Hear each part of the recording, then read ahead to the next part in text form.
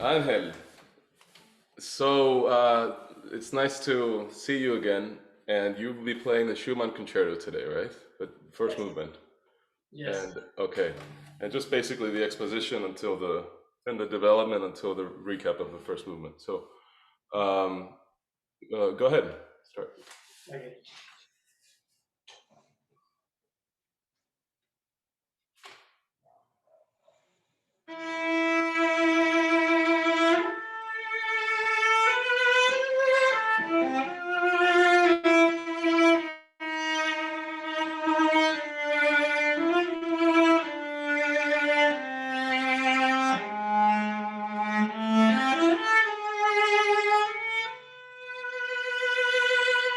うん。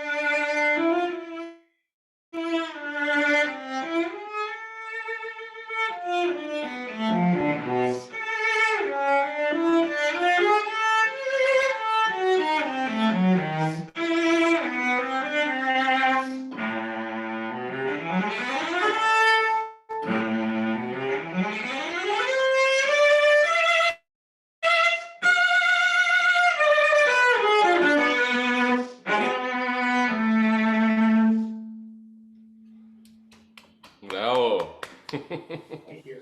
that's really excellent playing. Excellent playing. I think it's very spirited, and I think you capture a lot of the character that is inherent in this music. Um, I was thinking about this as I recently performed it, and it really came to mind that in this piece and in his music in general, um, I think you can go so deeply into so many different emotions and characters, and it's there's no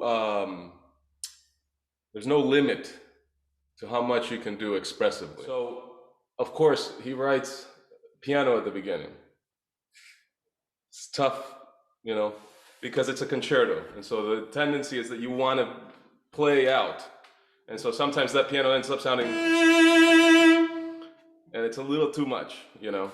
So how do we get a piano that sounds, that can project, but that you also capture the character in this beginning, which is, it's inward, it's not extroverted, I think, until later, until a few bars later. And so how do we get that? How do we get that color? Let's try to find that. Piano. Okay.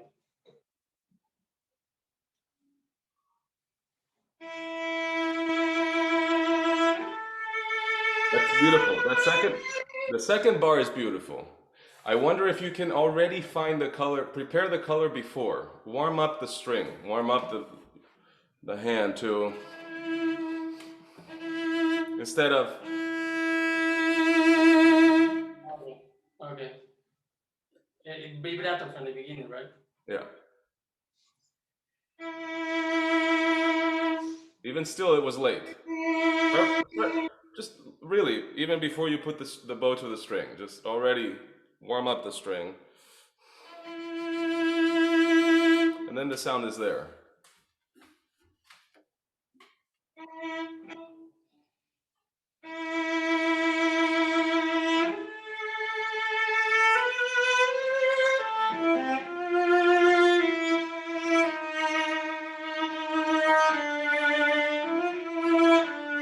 Good. That's beautiful. It's really beautiful, and I think it makes all the difference. I think you have to sort of, when we're practicing, we have to always check in on whether we're doing something on purpose or just because that's the way we play. I see a tendency to start a note and then warm it up, because I think you want to negotiate the position changes, get there, and then, okay, I got there, and then now I can give it some color. But I think actually, if you can incorporate the feeling of vibrato in the left arm as you're connecting from one position to the next. It's first of all going to make your connection much more fluid, and I think you'll stay in the color because um, after all, you're playing one lyrical line that ought to have the same color as you would, when if you sing it. Speaking about vibrato, what does the accent in that second note mean, and how are we going to do that? Is it a bow accent? Maybe only with the vibrato. Yeah. Well, why don't you try that again? And so let's put those two things together. Yeah.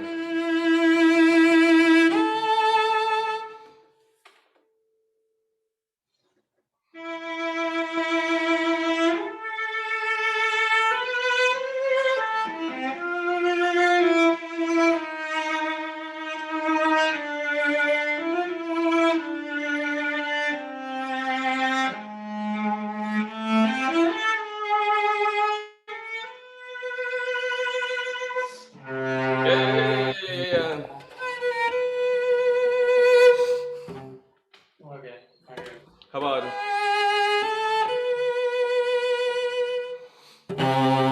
and then go, for the contrast.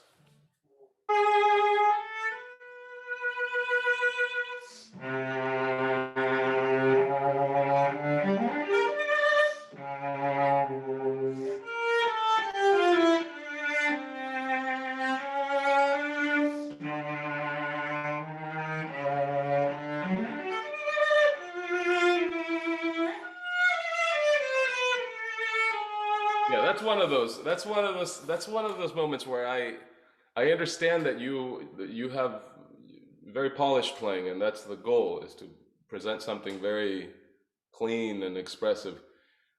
But to what end? Because sometimes we miss an opportunity to be expressive where you most need it because you want to avoid a slide or something. Okay. So what about that? What about, I mean, if you're going to play that fingering, because if you don't want to slide, you could also do,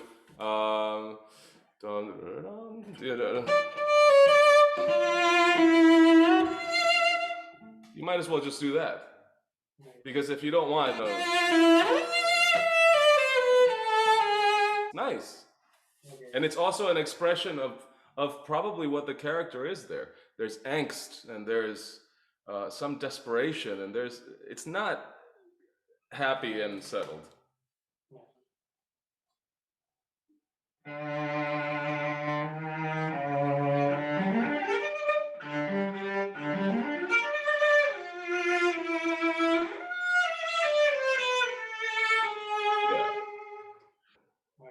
So much better. For me, I mean, but my ears, they want that vocal, the lyricism in the cello playing. Otherwise, it's just that, it's cello playing. In my opinion, it's only and should always be thought of as a lyrical instrument, especially when we're playing concertos. Especially. Now, that doesn't mean that it should be thought of as a romantic lyrical instrument always. No, of course not, because we have Haydn concertos and Boccherini and Vivaldi and Bach. And so we obviously don't paint everything with the same color.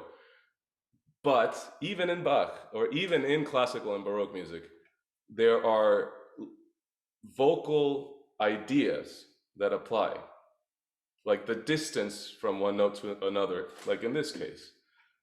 How do you give the time for that? And then how do you connect between those two notes? It's very important. And in different periods of music, you're going to do it differently, clearly. That's true. But here you have an opportunity to be completely lyrical and vocal about it. So, go for it. And do you like it? I mean, do you like the way that sounds? I like it. Yes. Okay. And it's Schumann. Yeah, absolutely, absolutely. There's no limit. See, because when you don't take an opportunity to be expressive in this music, then to my ear, it just feels like you don't take advantage of what he's giving you to do there. To fulfill the maximum capacity of expression. This piece has all of that. Every type of expression, I think. So we should exploit that, okay? Go ahead, one more time, just to get it in your arms.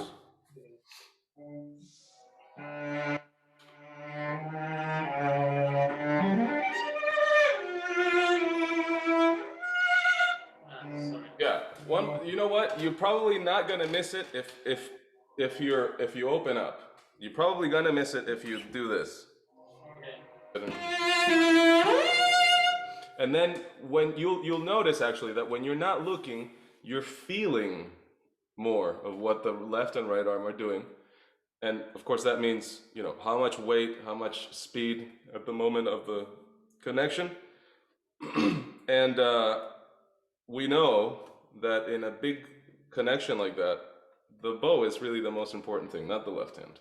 Because the bow decides the timing under which the connection is going to happen. So it's really important to be feeling and listening, but not so much looking. Okay.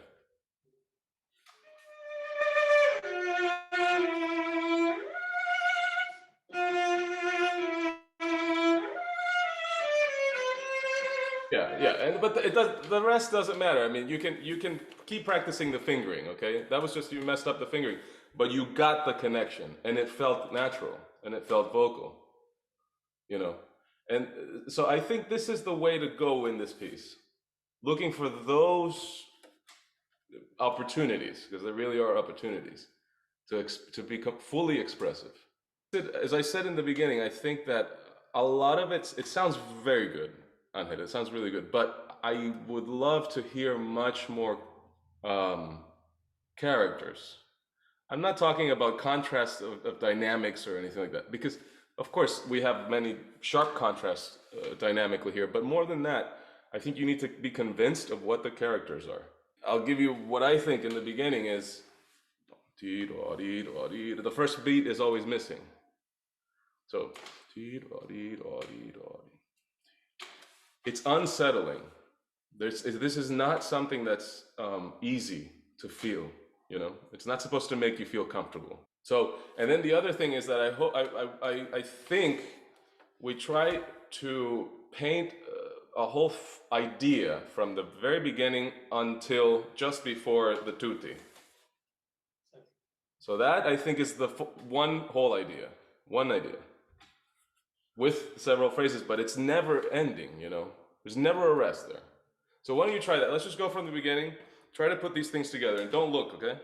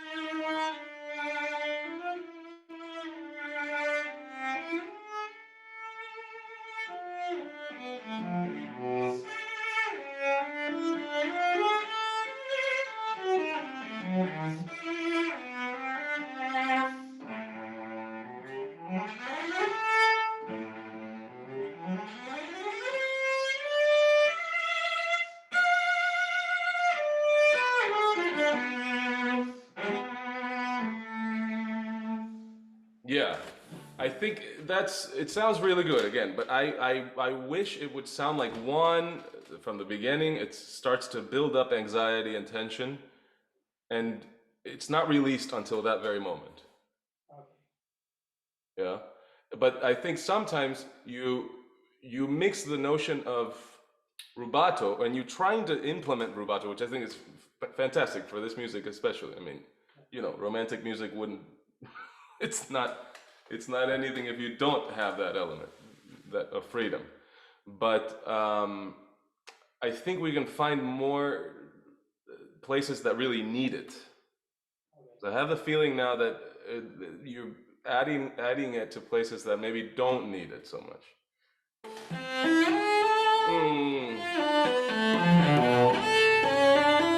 He writes where you need to take the stress, is what I'm getting at. Even visually, looking at the music means, okay, these are notes that I need to direct myself towards. So,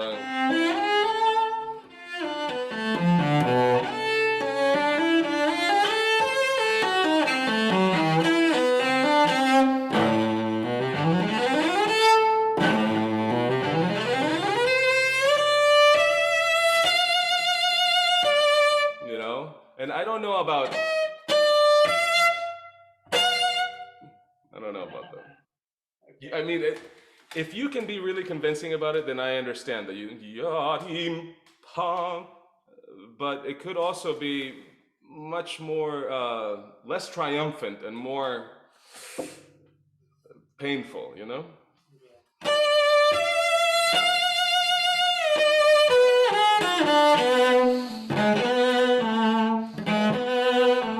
Instead of, you know, that's heroic. How about, it's more from the, you know, that feeling in your chest you get when you're sad and you want to express something? That's the, I think, the feeling here.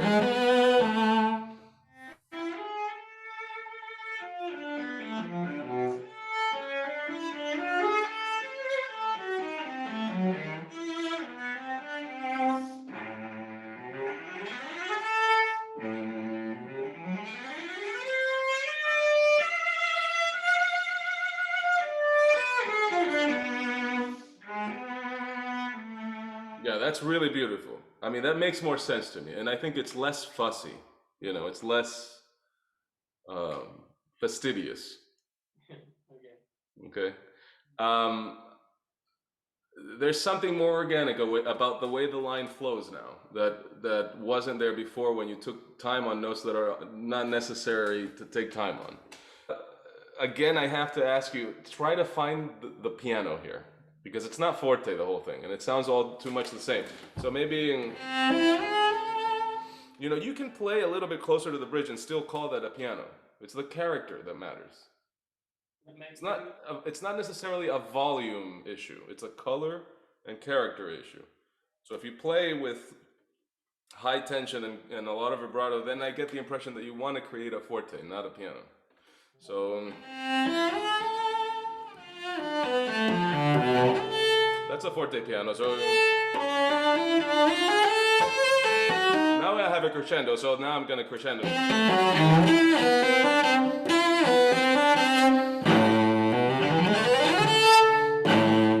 You know, can you try that? Start piano and then crescendo.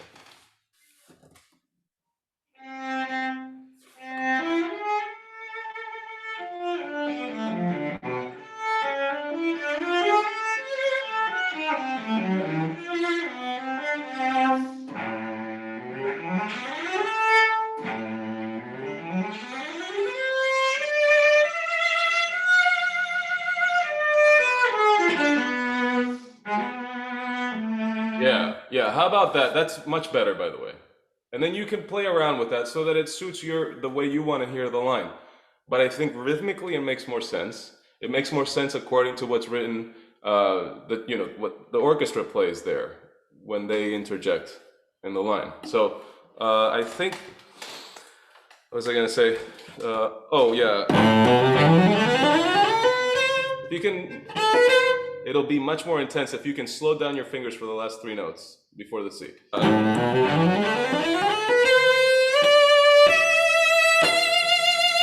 And then here, be careful with rhythm.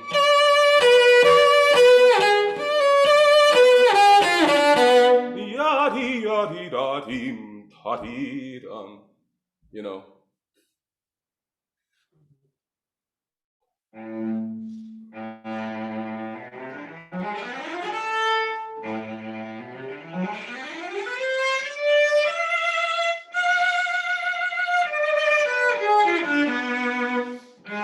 Yeah, how would you sing that?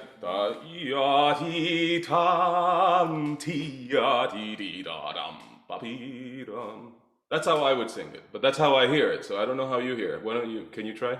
I'm doing less forte after the F. No. I'm just talking about how the line moves rhythmically. You know, how does that go to your ear?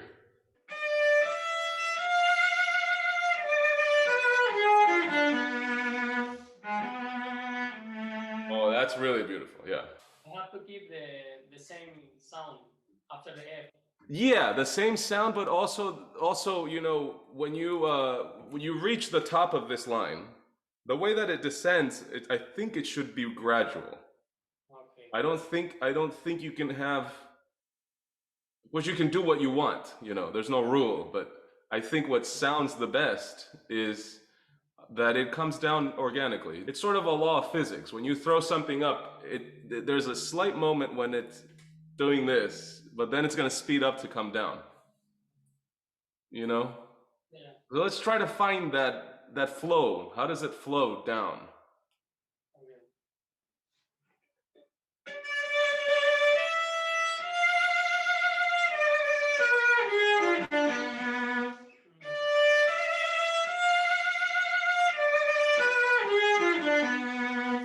Yeah, that was a little screwy, that rhythm.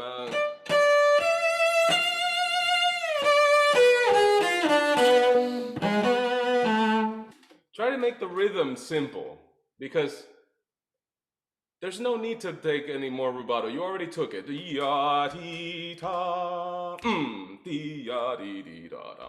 The most dramatic and high tension moment in this line is, of course, when the orchestra comes in after you've reached the F natural. So in the second part of the tie, the orchestra goes bum ti ya da di da dum. So the way we come out of that intensity, I think, is really important, because then it fulfills the intensity, the climax. You know.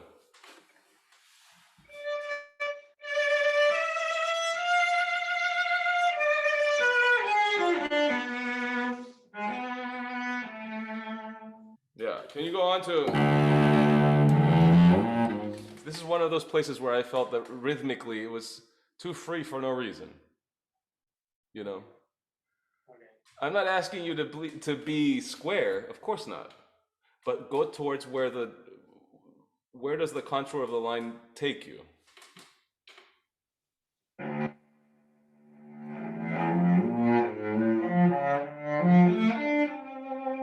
So that's very nice. If I were to sing this, I would say, Tom ti ya da ti ya di ya da di da ya di dum. So there's some inner phrasing in there, maybe, but not too long.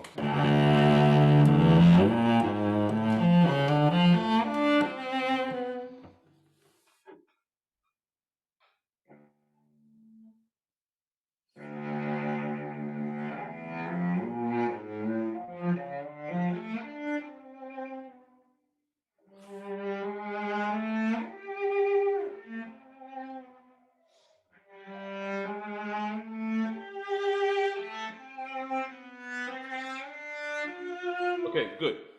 So what's the general dynamic here? Yeah. Yeah.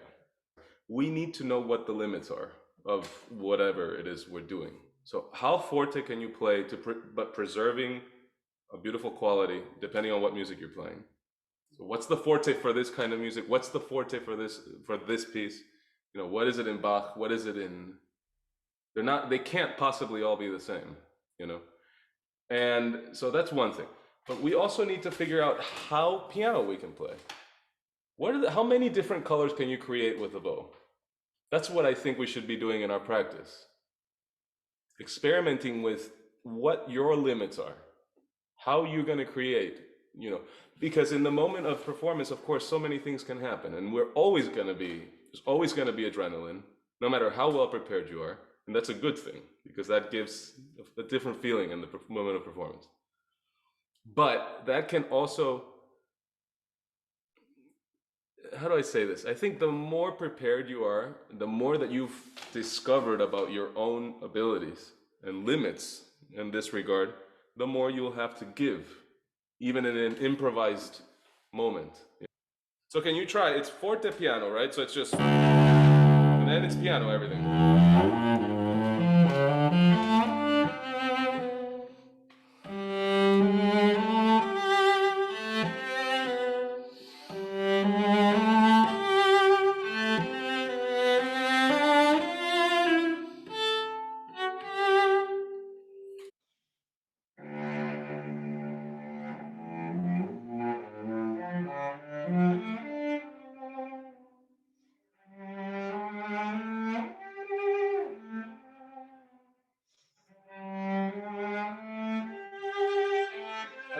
I have to ask.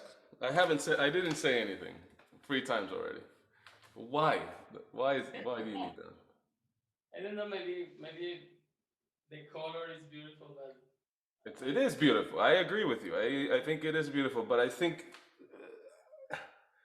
if it's not, if it's not necessary, yeah, it's a risk. then maybe it's extra, Sounds like gratuitous. I don't know. Maybe you could play the same fingering twice, but a slightly different color.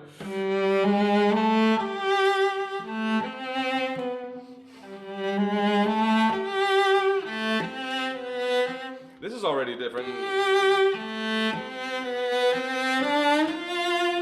because it's already on one string.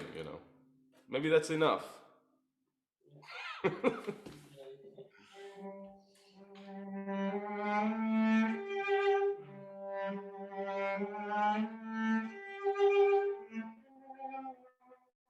Yeah, Angel, whatever you're searching for in terms of shaping a note or color, just always know that it's going to come from here. It doesn't come from tightening your chest, and it doesn't come from bringing your arms up. It doesn't come from any of that. It's all going to come from here. And it's actually pretty simple how this works. And you're already such a fantastic player that if you just pay a little bit more attention to this, it's going to make a world of difference. When you want more sound, lower the weight into the string. Of course, you know all of this, but I think sometimes it's good to hear it again. Weight. You don't need that much weight, then you just suspend the arm a little bit. That's all. So then we're not looking for the right expression in other parts of the body that have nothing to do with creating the sound. So if you don't want forte, then just suspend your arm a little bit and keep it there.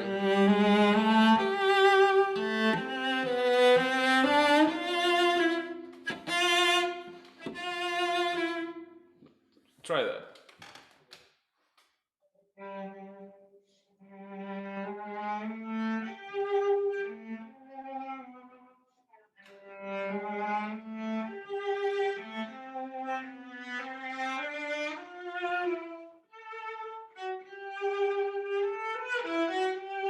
Good. Good. That's beautiful. Beautiful. Okay? Now let's talk about punctuation. How does this phrase go? Ting, pum, pum, dum, pum, pum, pum. So, is that how you hear it too? Yeah. Okay. Let's talk about punctuation. How does this phrase go? Ting, pum, pum, dum, pum, pum, pum. So, is that how you hear it too? Yeah.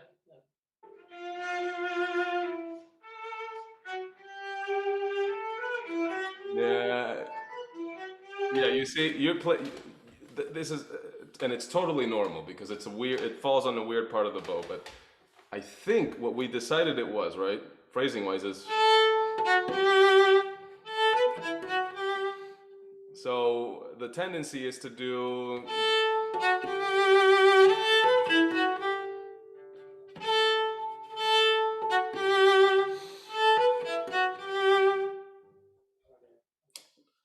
It's like I told a student of mine yesterday. I'm so sorry to stop you, but it's really important. If you just remember this, I think it's going to help you in whatever you're doing in your practice and whatever you're performing. Whatever you do not want to hear, don't play. And of course, it's a really silly way of saying something which is much more important, is that 90% of what we do on the instrument, in any stringed instrument, it comes from the bow. This is where it all is. So if you want to hear something else in the phrasing wise or in your sound production, it's always going to come from here. So even punctuation, so if I don't want to hear that connection between where it doesn't need a connection of sound, then I need to think about what I'm doing here in the bow. Try that one more time.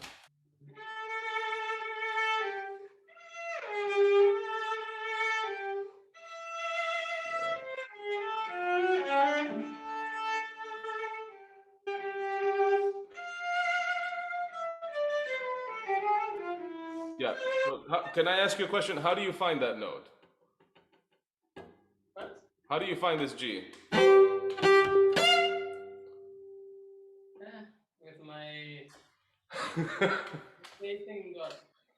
Sorry? With my faith in God.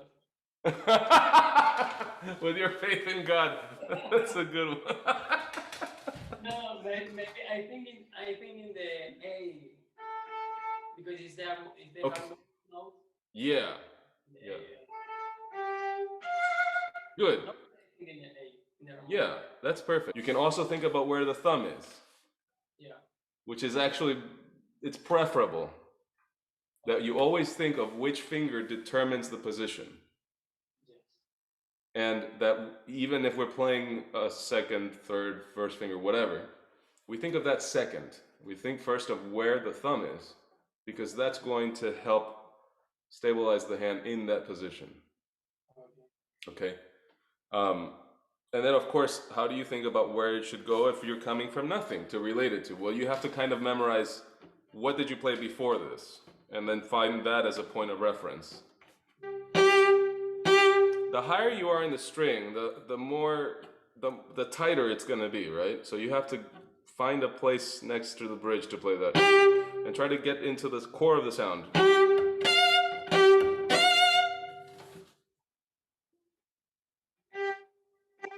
Yeah, Angel, it's good. You're too good a cellist not to start from the string. You have to try to start from the string.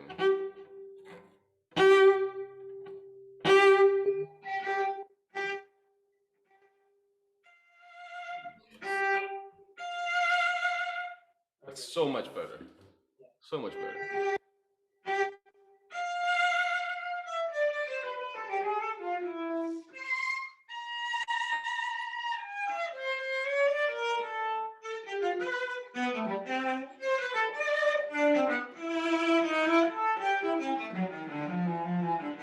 Okay, so I have a question.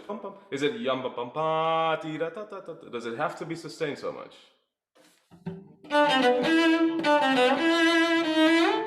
Why?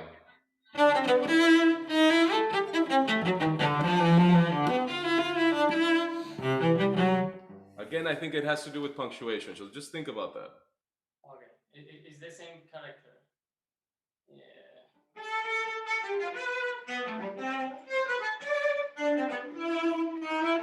Yeah. Yeah. That perfect. Okay. Perfect. Exactly. Exactly. Okay. So those are the things, Angel. They might seem like minor things, but that makes all the difference in really coming up with a character that suits this style of music. And if we're talking about playing in a vocal manner as well, you have to go through the piece and reassess and rethink a lot of how one would phrase this if one were singing. Can you go on from yum bum bum bum?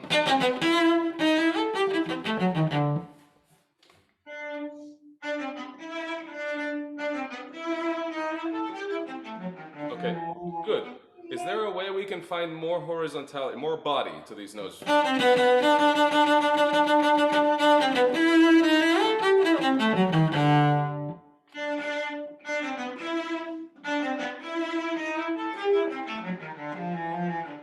Yeah.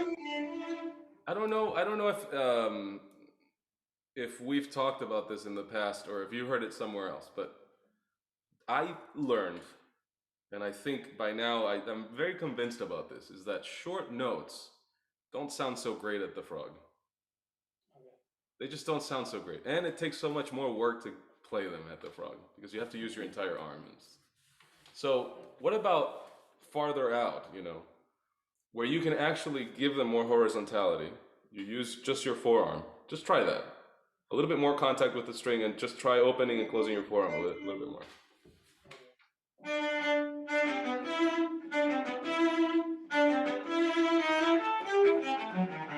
Yes. Oh, that sounds.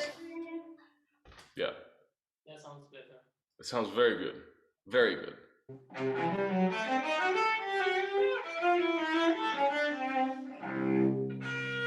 Yeah. So that's 1, 2, 3. Just think of three gestures. Dim, pom, pim. Because it happens a lot.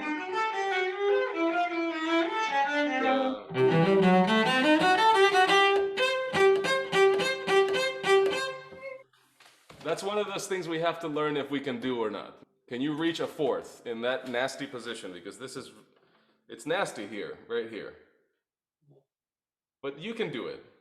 I'm sure you can. Yeah. Angel, if you actually bend your first finger this way, and you can reach that. No, this way. Bend it this way. No, you're doing this. I'm doing this. Yeah.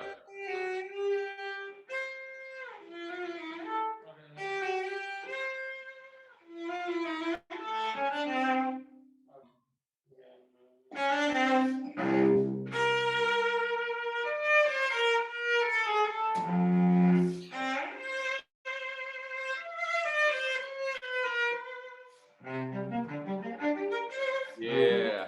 This is another one of those places.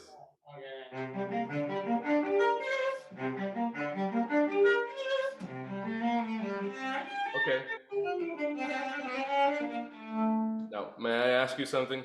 Why does it feel like you're in a hurry to play all these things? When you have distance built in, like here, there's something that's higher in the register, there's something that's lower in the register. There's nobody said that you have to hurry to get to those positions. You can allow time. In fact, that's probably what he wanted. Yum pum pum pum pum pum yum pum pum pim. So you don't have to hurry.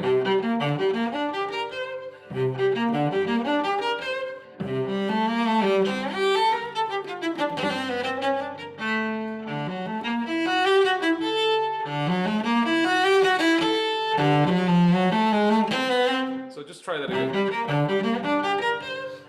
This is your problem area. That one.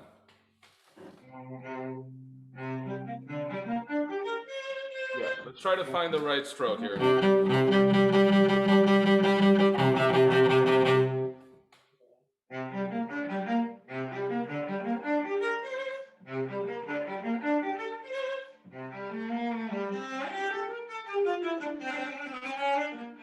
Good.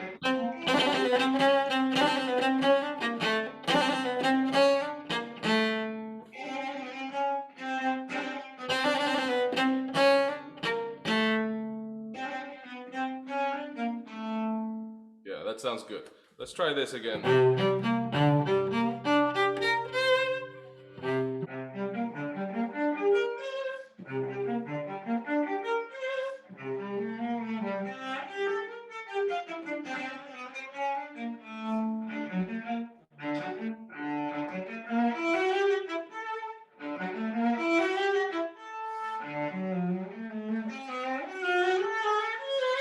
Let's find a fingering that connects that passage better, okay? Between one position and the next. Okay. What do you think a better fingering would be? As opposed to just 2 1 2 2 1 2 all the time. From here.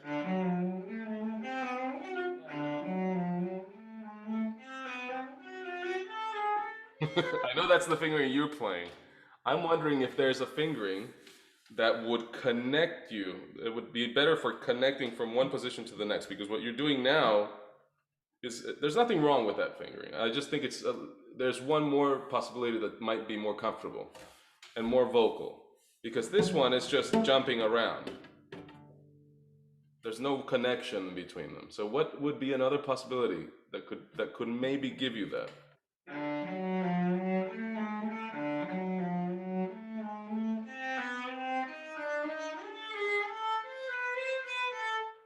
Yeah, I think the idea of moving forward is absolutely correct. But how will you do this? Because you need to take an entire orchestra with you. Yes. They're playing yada da da da da da da da da da da. Yeah. So I think if you offer a gradual possibility, maybe it's easier to catch it. But if you just take off, it's... Yeah. Maybe maybe each scale from. I think maybe.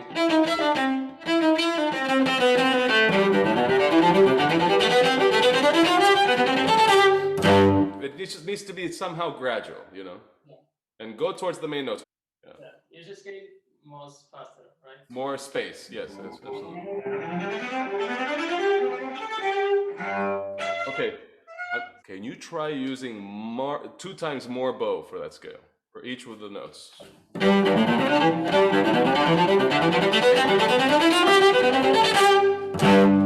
You know, much more bow.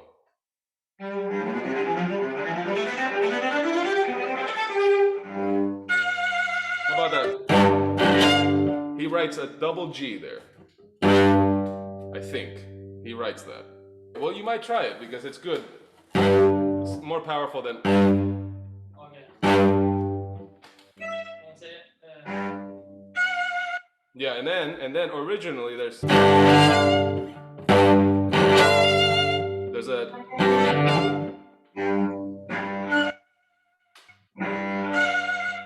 Without deep, right? With deep. Yeah, there are 2 light. There are 2 grace notes. There's 16 note grace notes, G, D, and then the F at top. Okay. Yeah, but I mean, I think the idea is just that it's a rolled thing. You know, it's not that's too cute. You know, it's just a real exhilarating impulse. Yeah.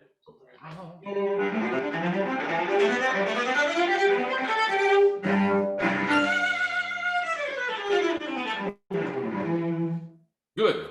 That's good. Okay, now let's keep on going. And now think lyrically, okay? And it's only mezzo piano.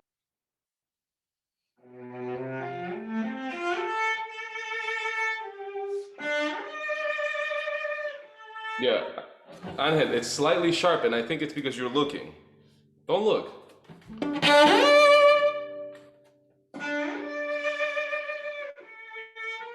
Yes. So trust yourself. Just trust yourself.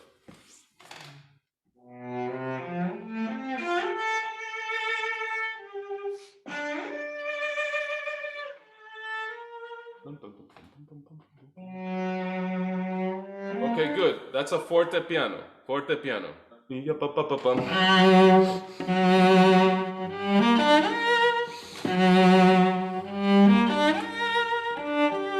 Or you could do.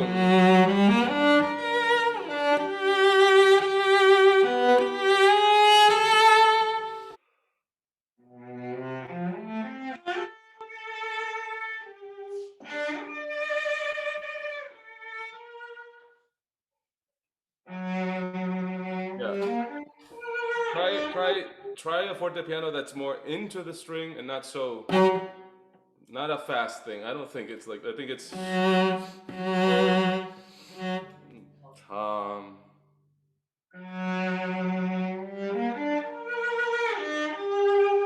good. And now the original bowing is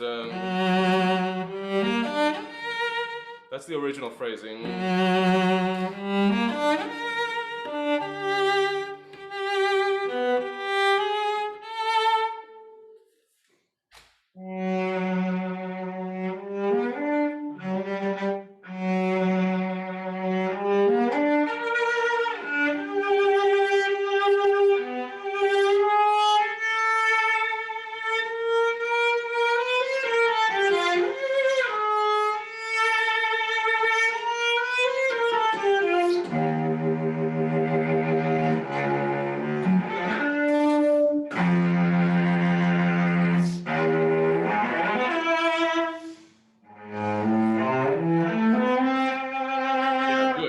That's good.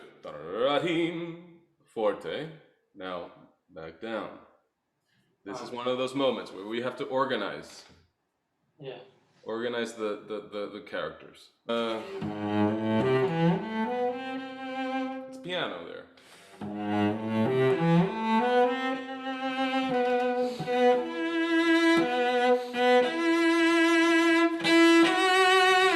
With a crescendo.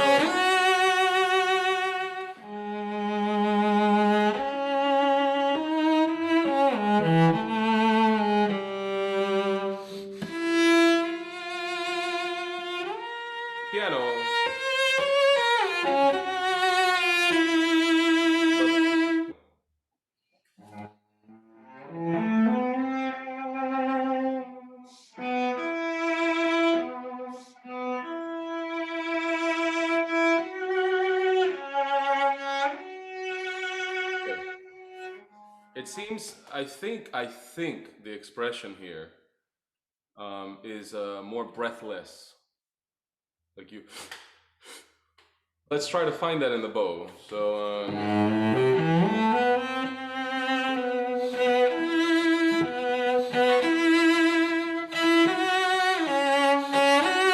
Something to create that feeling of.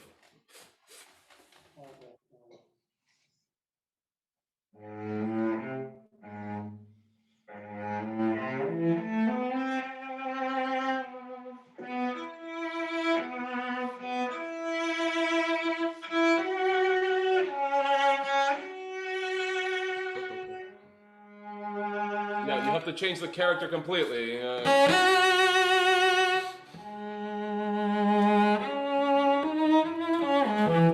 This is where the sharp contrasts start to happen. Okay?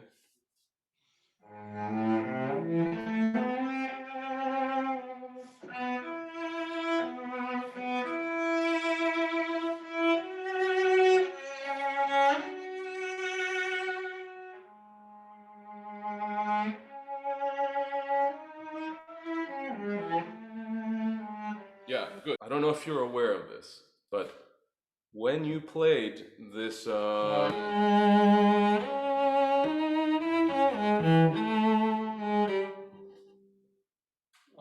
not por Maybe just try to play it in one impulse of the bow, yeah?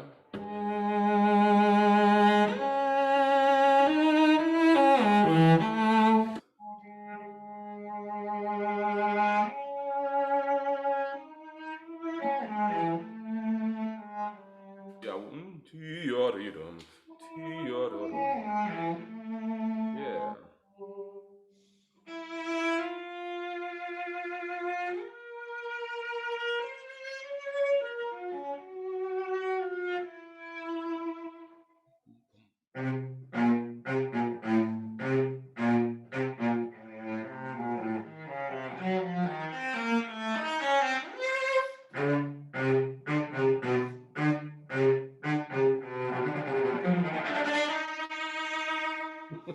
Again, I love the idea and I like the energy very much.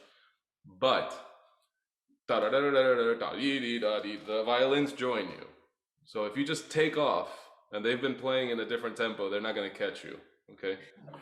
So the other thing that comes to mind is that when you're searching for more power on the instrument, I think there's a tendency that you stay in the same part of the string and you just try to, at whatever cost, you try to get more sound and it gets more intense. It's not always necessary. There's a much more efficient way of looking for power in the instrument is simply going to the higher point of resistance. And then you'll get that without having to overwork, you know? So when you want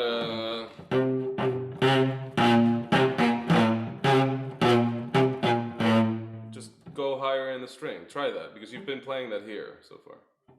Good.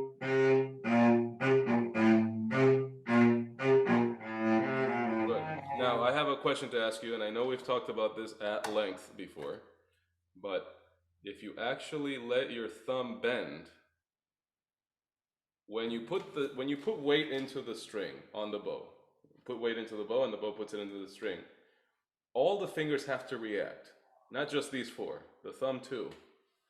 And when you do that, that means you've got really good contact with the string.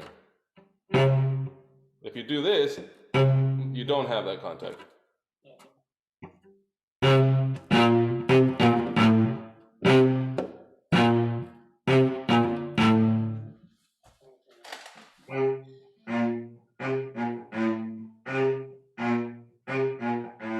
Yeah, it's so much more powerful and you don't have to do anything basically.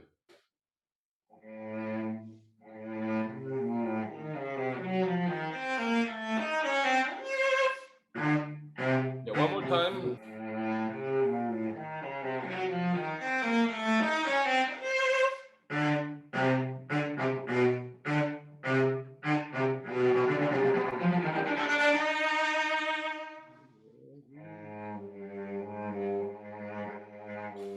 Can you just maintain the sound?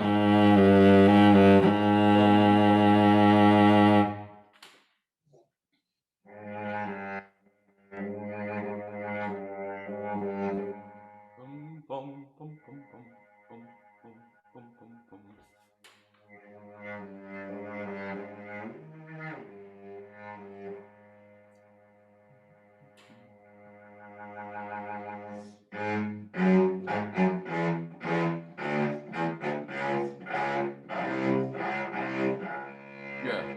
So one of the things, Angel, that happens when your thumb doesn't cooperate in playing in the whole bow stroke, that how it develops, is that it's harder to create consonants at the beginning of a sound because it's not happening naturally. So if you actually do this, then the bow is already grabbing the string, and when you pull it, it's going to create a consonant. So it's something that you really, I think it's going to take your playing to a different level if you try to work on this. That, first of all, consider that the thumb also has to participate in how the bow develops.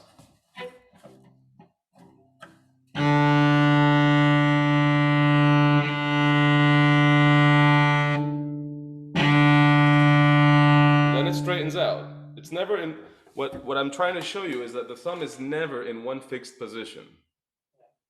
It's always developing its position according to where you are in the bow. Part of the reason that I think you lock it up is that you don't truly pronate. You're not transfer. You somehow manage to do it, and it sounds very good. I'm just thinking that you might get more out of all of this if you actually transferred the weight this way. I have been practicing of that. Huh? I have been practicing of that. Okay. I, So, well, what you end up discovering, I think, is that, of course, playing long bows, you discover that. But what happens when you have to play things like this?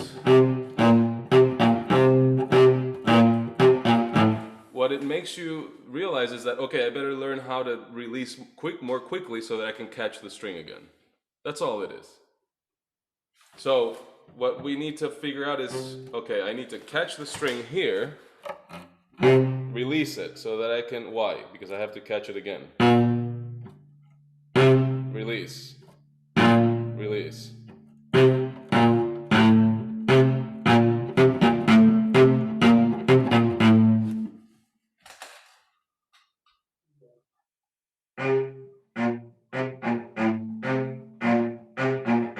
Yeah. And then the other thing about that is that it works much better and it's much more efficient and it sounds better if you actually use your arm to pull the bow, not your hand. okay. Guide every motion with the bow is, it comes from the arm. And really the power comes from back here, and then the arm moves the bow. The hand is not really responsible for creating any bow stroke.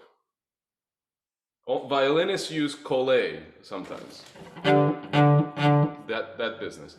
But we don't really use that. So always think of the larger muscles in the arm, depending on where you are in the bow, obviously. But everything is coming from the arm. And the hand is carrying the bow, basically, and transferring energy, but it's not executing any kind of motion,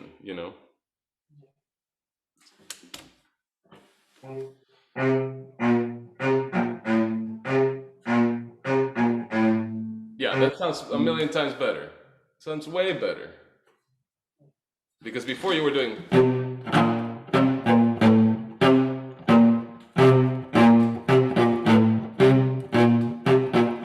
That sounds, I think, better, okay? Can you go from here now?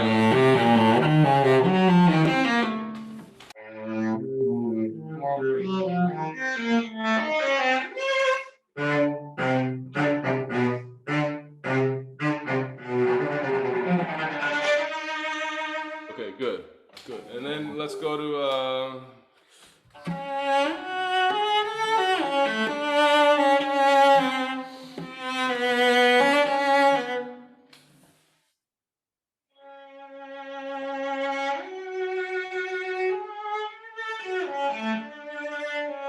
Good. Now, what's the dynamic again?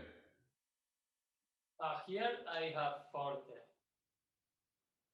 Yeah, yeah. I think it's the only time that I have forte.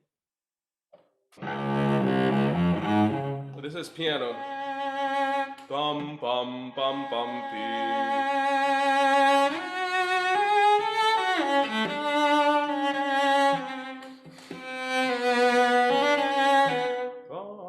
this is all piano, and then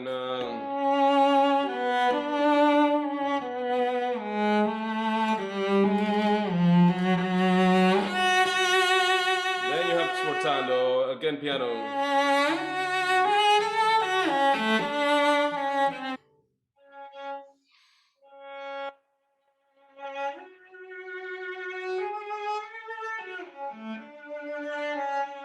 Yeah, Angel, it's really pretty, but I wonder if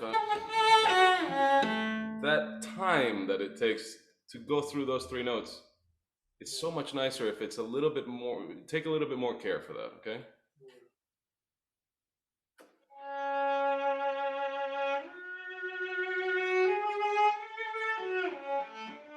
Yes.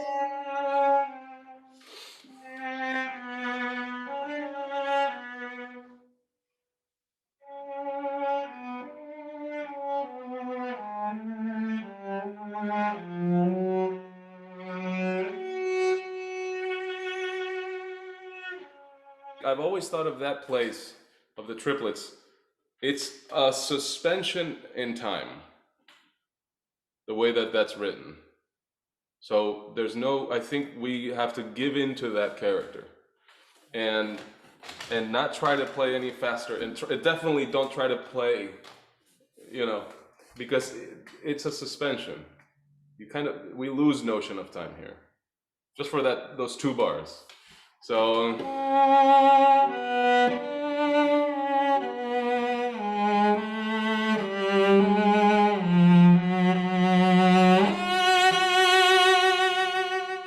Then here it starts again.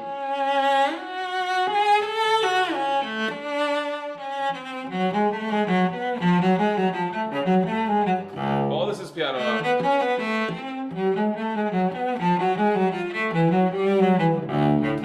Okay?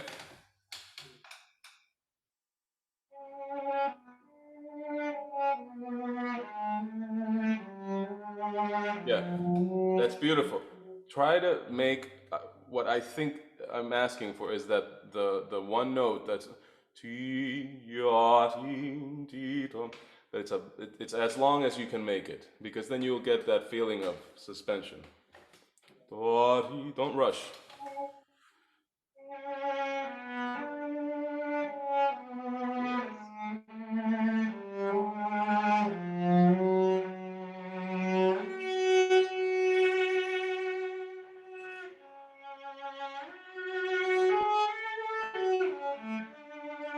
Yeah. That was one of those. That was one of those rhythms.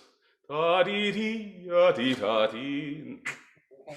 Ta dee dee da dee da dee dee ya da dum.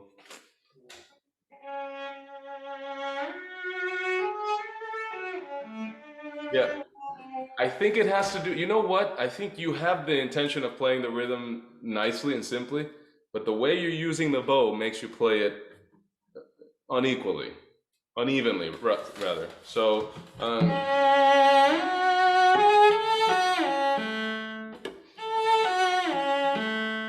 Instead of.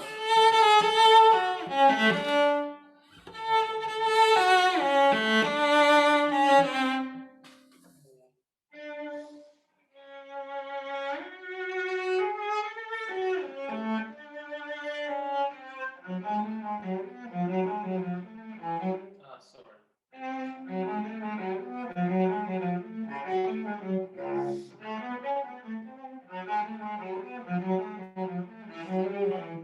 Yeah, good. So, and this is one of those places where, of course, what you're playing sounds good. It sounds fine. There's nothing wrong with it. But it could be better. How?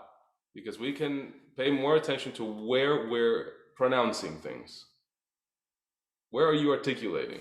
So, do you need to play through each one of those connections from one position to another?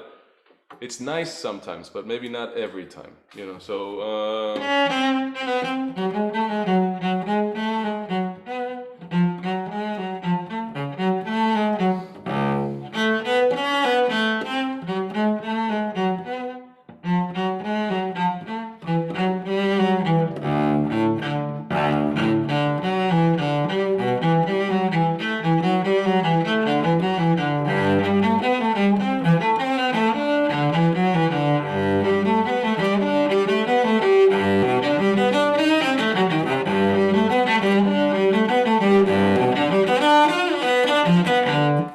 I think that's the first one where I really play a vocal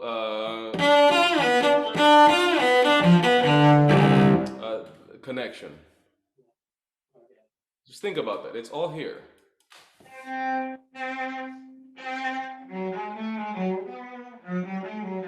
Yeah, see, you're playing. So I think it would be really good if you practice this slowly, because what I'm hearing is.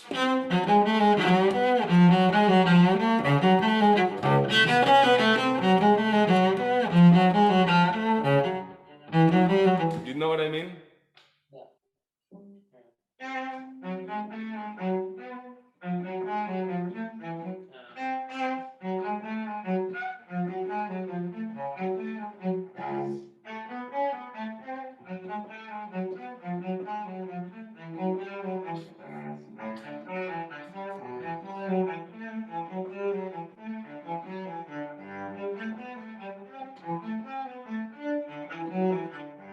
Yeah, and then you can play more bone.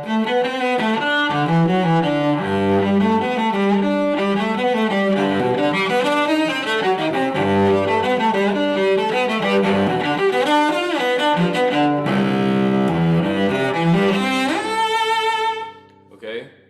You can play more bow as the thing gets more excited, okay?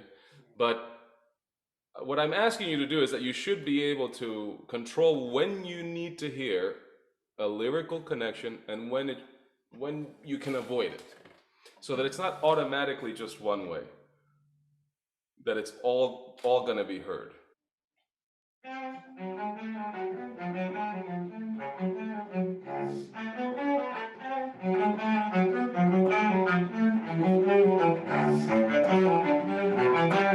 Yeah, that's much better already. Okay, so now having said that it's a rhythmic passage, it doesn't mean that we play. Okay. Okay. You still have to make it follow the harmony and you know and highlight the changes. So when you have.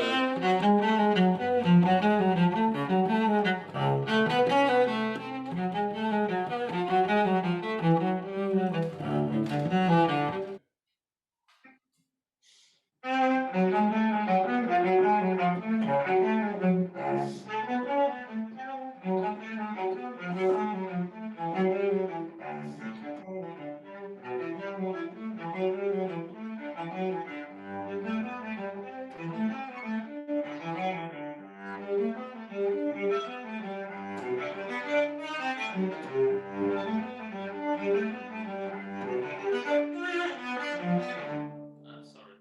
Okay, good, good. It sounds good, Angel. Sometimes I wonder how it's possible that you do what you do with the fingerings that you choose. Because it sounds really good, but so maybe that means the fingering doesn't matter, you know. There are definitely options and different choices that would facilitate a more expressive and just a more a stronger feeling, a stronger sense of control in passages. And so I think it's really important that you. My personal philosophy is just always choose the most obviously simple fingering. We do this so that the music can come out of this whole process. What makes a simple fingering? What makes a simple fingering is that if you have a passage and you're able to connect, much like we did with first of all, a fingering that helps you to get to the next place. It helps you to get closer to the next position. is probably better.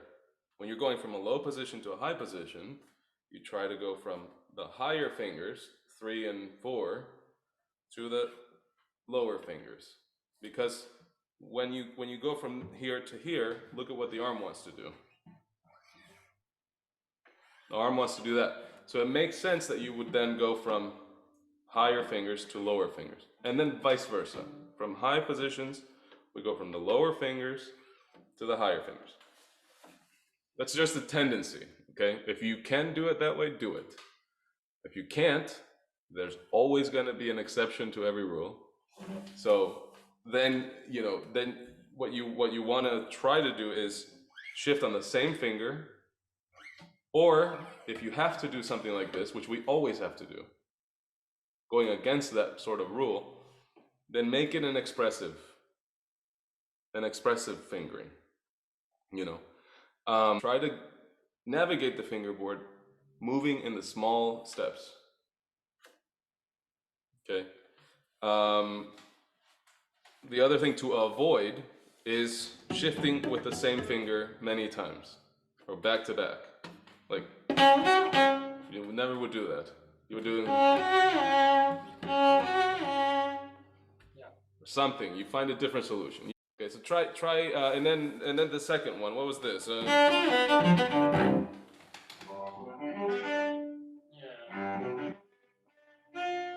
Yeah, that one.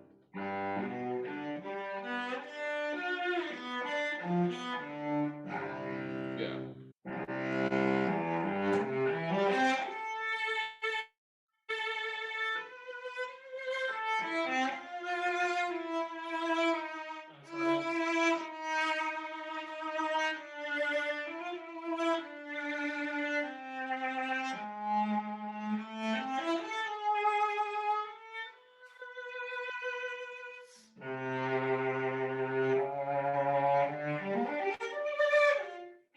Sorry.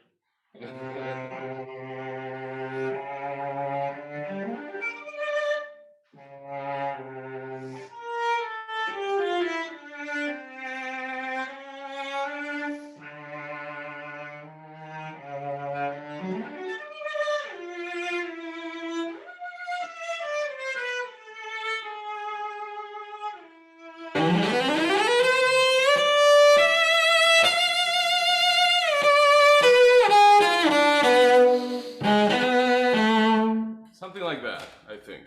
But just trying to connect. If you don't need an accent somewhere, don't do it. Okay. Especially at the end of bows. At the end of a note, and that's where it happens because we're trying to get to the right part of the bow for the next note. So that, watch out, okay? Then start from do, yo, re, re.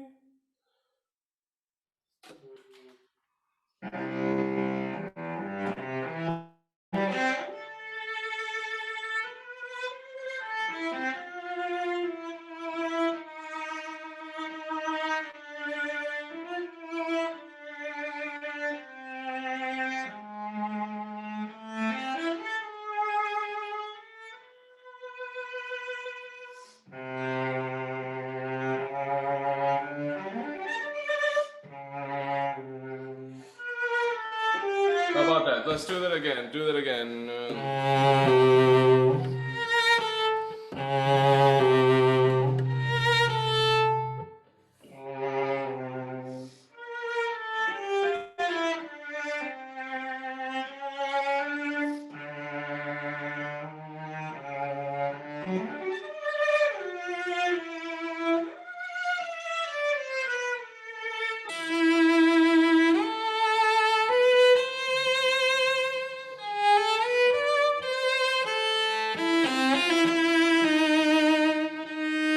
We don't need any extra impulse at the end of the bow.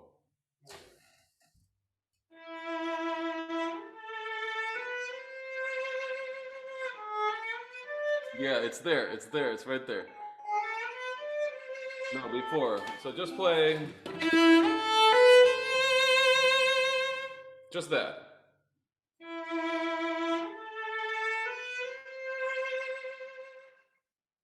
That's what it should feel like at the end of that note. before you go on to the next thing. Okay?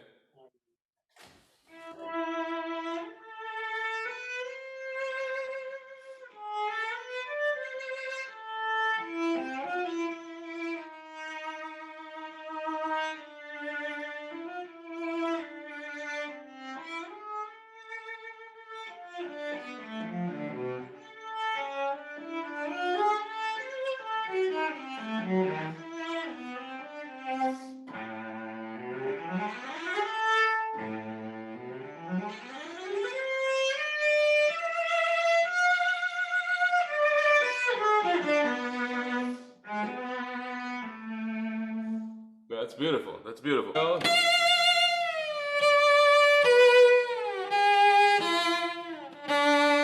So you always move on the old bow. Okay, can you try that?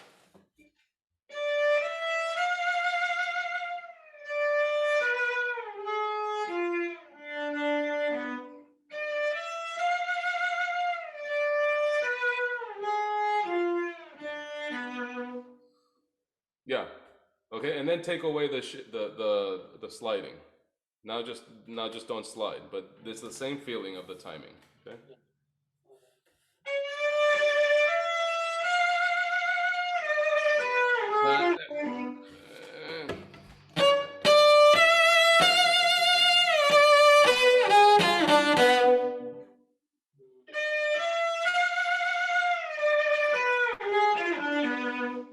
Yeah.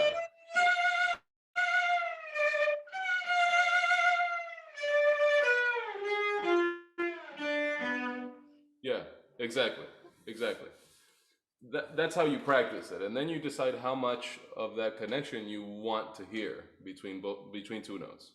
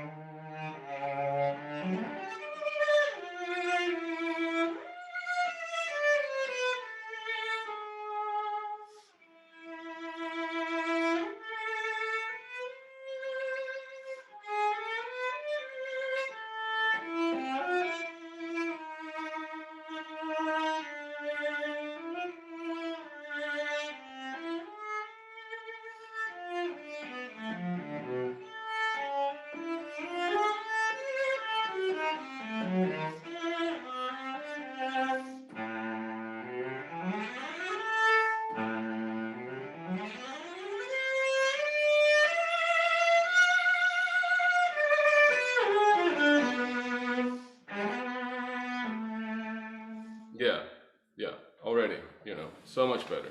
So much better. Okay? Very good. Very good playing. And thanks for bringing this piece. It's nice to hear you again. So, um, yeah, it's beautiful music, beautiful playing. So, Thank you. you're very welcome. I'll see you soon.